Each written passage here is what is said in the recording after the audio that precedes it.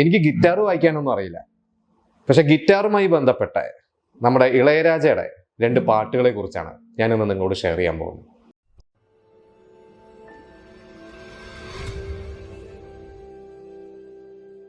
Indian സിനിമയിലെ തന്നെ ഏറ്റവും മികച്ച സംവിധായകരിൽ ഒരാളാണ് ബാലു മഹേന്ദ്ര. 70കളുടെ തുടക്കത്തിൽ ക്യാമറാമാനൊക്കെ വന്ന് പിന്നീട് ഒരുപാട് നല്ല ക്ലാസിക് സിനിമകൾ ചെയ്തിട്ടുണ്ട്. ബാലു മഹേന്ദ്രയുടെ തുടക്കകാലത്തെ സിനിമകൾക്കൊക്കെ സലീൽ ചൗധരി ആയിരുന്നു സംഗീതം നിർവഹിച്ചത്. അതിനുശേഷം അദ്ദേഹത്തിൻ്റെ മൂടുപനി എന്ന് പറയുന്ന സിനിമയ്ക്ക് വേണ്ടി ഇളയരാജ വന്നു. ഇളയരാജയുടെ 100ാമത്തെ സിനിമയായിരുന്നു എന്നാണ് എൻ്റെ അറിവ്. അപ്പോൾ ആ ഒരു സിനിമയിൽ പ്രതാപോത്തനും ശോഭയാണ് നായകനും നായികയത്. ആ ഒരു സിനിമയിൽ ഒരു സൈക്കോ കഥാപാത്രം, ഒരു നായക കഥാപാത്രം, കുറച്ച് സൈക്കോ ഒക്കെ ആയിട്ടുള്ള ഒരു വേഷമാണ് അതിൽ പ്രതാപോത്തൻ ചെയ്തത്.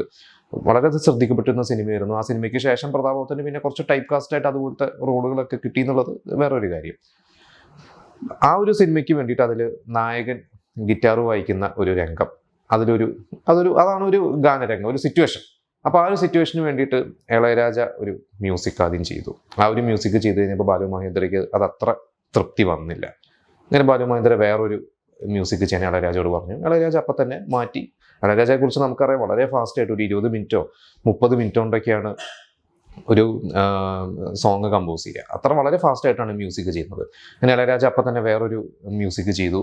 ആ മ്യൂസിക് ബാലു മഹേന്ദ്രയ്ക്ക് ഇഷ്ടപ്പെട്ടു. ആ മ്യൂസിക്കാണ് നമ്മളിപ്പോൾ കേൾക്കുന്ന എൻ ഇനിയ പൊൻ നിലാവേ എന്ന് പറയുന്ന ആ ഗാനം.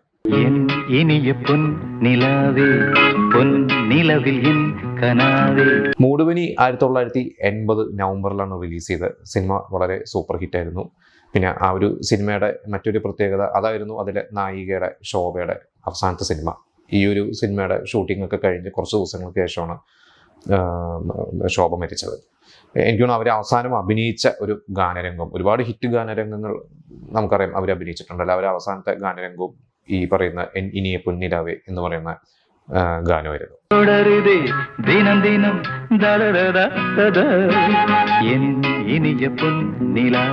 ഈ സിനിമ റിലീസായി ഒരു 2 വർഷം കഴിഞ്ഞിട്ട് പയനങ്ങൾ മുടിവിതല്ലേ എന്ന് പറയുന്ന ഒരു സിനിമ, ആ സിനിമയ്ക്ക് ഇളയരാജ സംഗീതം നിർവഹിക്കാൻ പോയപ്പോൾ അതിന് അന്ന് ബാലു മഹേന്ദ്ര നോ പറഞ്ഞ, അല്ലെങ്കിൽ ബാലു മഹേന്ദ്രയ്ക്ക് ഇഷ്ടപ്പെടാത്ത ആ മ്യൂസിക് ഇളയരാജ അവിടെ യൂസ് ചെയ്തു.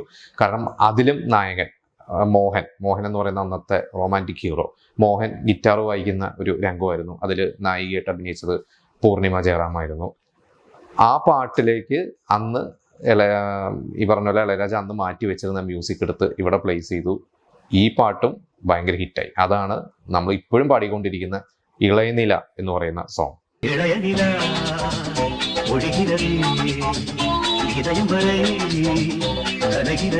അങ്ങനെ ഇളയരാജയുടെ ഈ 2 പാട്ടുകളും നമ്മളിപ്പോൾ ശ്രദ്ധിച്ചു കഴിഞ്ഞാൽ 2നും ഒരു സാമ്യതയുണ്ട്. കാരണം 2ഉം ഈ പറയുന്ന ഗിറ്റാർ വായിക്കുന്ന നായകൻ ഒരു റൊമാൻസ് ആണ്, വേറൊരു മെലഡി ആണ്. ഇപ്പോഴും നമ്മൾ എപ്പോഴും ഇതിൽ ഏതാണ് മികച്ച പാട്ട്, അല്ലെങ്കിൽ ഏതാണ് നമ്മുടെ ഫേവറേറ്റ് എന്ന് ചോദിച്ചു കഴിഞ്ഞാൽ പലർക്കും പെട്ടെന്ന് ഒരു ഉത്തരം പറയാൻ പറ്റില്ല. കാരണം 2ഉം ഒരേപോലെ മികച്ചതാണ്.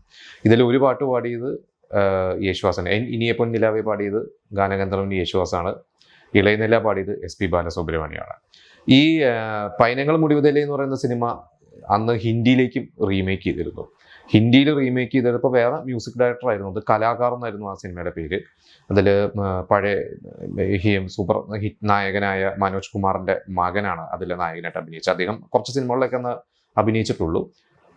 അതിലും ഇതേ മ്യൂസിക്, ഇളയനില എന്ന് പറയുന്ന മ്യൂസിക് അതിലും വേറൊരു രീതിയിലാണ് യൂസ് ചെയ്തിരിക്കുന്നത്. അതിൻ്റെ മ്യൂസിക് ഡയറക്ടർ വേറെ ആണെങ്കിലും ഇളയരാജയുടെ ഈ പാട്ട് അവർ അതേപോലെ തന്നെ അവിടെ ചെറിയ മാറ്റങ്ങളോടെ പ്ലേസ് ചെയ്തു. നമുക്ക് ഇപ്പോഴും യൂട്യൂബിൽ 2 സോങ്സും അവൈലബിൾ ആണ്. ഇളയനിലയുടെ തമിഴും അവൈലബിൾ ആണ്, അതിൻ്റെ ഹിന്ദിയും അവൈലബിൾ ആണ്.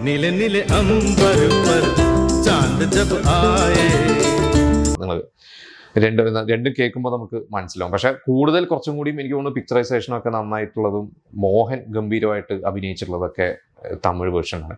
ഈ ഒരു സിനിമ അന്ന് 365 ദിവസം ഓടി. ഇതിന് ശേഷമാണ് മോഹൻ സിൽവർ ജൂബിലി മോഹൻ എന്നൊക്കെ മോഹനെ വിളിക്കാൻ തുടങ്ങിയത്. അതുപോലെ തന്നെ നമുക്കറിയാം മൈക്ക് മോഹൻ എപ്പോഴും ഗിറ്റാർ അല്ലെങ്കിൽ ഒരു മൈക്കൊക്കെ വെച്ച് പാടുന്ന ഒരു നായകനായിരുന്നു. ഇളയരാജയെക്കുറിച്ച് അദ്ദേഹത്തിൻ്റെ ഒരു ആരാധകൻ എഴുതിയ ഒരു പുസ്തകത്തിന് എനിക്ക് കിട്ടിയ ഒരു അറിവാണ്. എനിക്ക് തോന്നുന്നു ഇതുപോലെ വേറെയും ഒരുപാട് പാട്ടുകൾ ഇളയരാജ അങ്ങോട്ടും ഇങ്ങോട്ടൊക്കെ മാറ്റി ചെയ്തിട്ടുണ്ടാവും. നമുക്ക് തന്നെ അറിയാം, നമ്മൾ കുറച്ചു കാലം മുമ്പ് വിദ്യാസാഗറിനെ കുറിച്ച് ഇതുപോലെ തന്നെ ഒരു എപ്പിസോഡ് ചെയ്തിരുന്നു. അതിൽ വിദ്യാസാഗറും പൃഥ്വിരാജിൻ്റെ ഒരു സിനിമയ്ക്ക് അന്ന് ചെയ്തു വെച്ചിരുന്ന മ്യൂസിക് പിന്നീട് വിദ്യാസാഗർ മാറിയപ്പോൾ വിദ്യാസാഗർ അത് മമ്മൂക്കയുടെ പട്ടാളത്തിന് യൂസ് ചെയ്ത കഥയൊക്കെ നമ്മൾ പറഞ്ഞിട്ടുണ്ട്.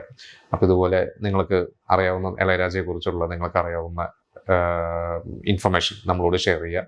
ഇളയരാജയുടെ ഏറ്റവും നിങ്ങളുടെ ഫേവറേറ്റ് പാട്ട് ഏതാണെന്നുള്ളത് നിങ്ങൾ നമ്മളോട് ഷെയർ ചെയ്യുക.